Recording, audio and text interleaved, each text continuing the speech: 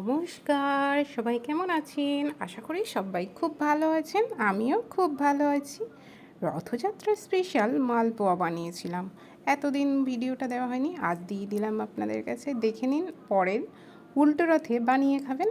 প্রথমে আমি এখানে দেখতেই পাচ্ছেন কড়া বসিয়েছি। কড়া বসিয়ে দিয়ে দিলাম 1 কাপ মতো চিনি আর 1.5 কাপ মতো জল দিয়ে বেশ ভালো করে চিনিটাকে ফুটিয়ে করে নিয়েছি চিনির সিরা। একটা এলাচ তেতে দিয়ে দিয়েছিলাম ওর মধ্যে, চিনির সিরাটা সরিয়ে রেখেছি। এদিকে একটা পাত্র নিয়েছি, এই একটা ডাবু হাতা দেখতে পাচ্ছেন, এই হাতাতে আমি কিন্তু 2 হাতা নিয়েছি ময়দা আর হাফ হাতা মতো নিয়েছি, হাফ হাতার একটু বেশি নিয়েছি সুজি, 1 হাতা পুরোপুরি নিয়েছি চিনির গুঁড়ো, অল্প একটু মৌরি। চিনির দানাটা যেহেতু একটু মোটা মোটা ছিল, তাই আমি চিনিটা পেস্ট করে নিয়েছি। এরপর দিয়ে দেবো আমি পরিমাণ মতো দুধটা দিয়ে বেশ ভালো করে ফেটিয়ে নিতে হবে সুন্দর করে, অনেকটা সময় ধরে। যতক্ষণ ধরে কিন্তু ফেটাবেন মালপোয়াটা কিন্তু ততটা সুন্দর ফুলবে।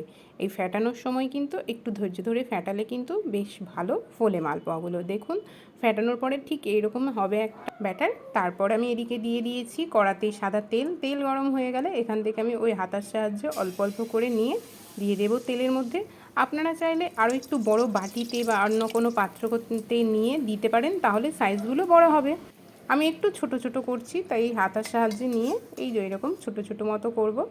সবগুলি একে একে এভাবে দেব। দেখুন কত সুন্দর ফুলছে, একটু ভালো করে ধৈর্য ধরে দেখুন কত সুন্দর ফুলছে। কড়ার মধ্যে দেওয়ার সঙ্গে সঙ্গে কিন্তু একদম লুচির মতো ফুলে যাচ্ছে আমার প্রত্যেকটা মালপোয়া।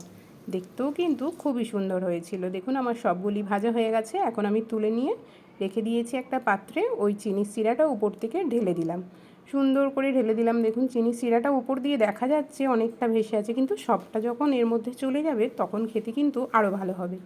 যখন আমি ব্যাটার বানাচ্ছিলাম চিনি কিন্তু কম দিয়েছিলাম, যেহেতু চিনির সিরা দেবো তাই।